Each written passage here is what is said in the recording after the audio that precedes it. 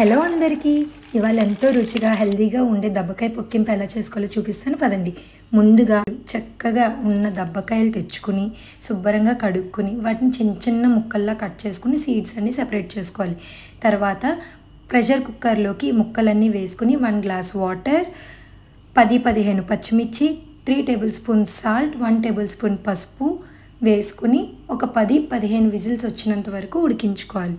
అది బాగా ఉడికే లోపు ఒక ప్యాన్ పెట్టుకుని 1 టేబుల్ స్పూన్ మెంతులు, 2 టేబుల్ స్పూన్ ఆవాలు సెపరేట్గా వేటికి అవి వేయించుకుని దాన్ని మెత్తగా పౌడర్ చేసుకోవాలి. ఈలోగా బెల్లాన్ని కూడా సిద్ధం చేసుకోవాలి. బెల్లం ఈ పొడి సిద్ధమైపోయిన తర్వాత ప్రెషర్ కుక్కర్ మూత తీసి ఉడికిపోయిందో లేదో చెక్ చేసుకుని దాంట్లోకి పౌడర్ చేసుకున్న మెంతి ఆవాలు పొడి, బెల్లం, కారం, నేను 2 టేబుల్ స్పూన్స్ కారం వేసాను.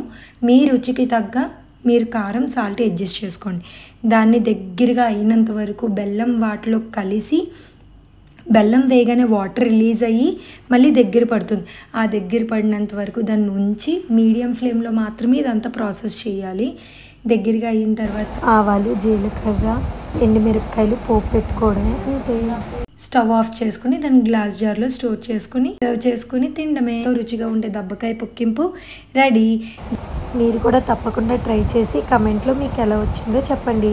Thank you for watching. Please like, share and subscribe. Bye bye.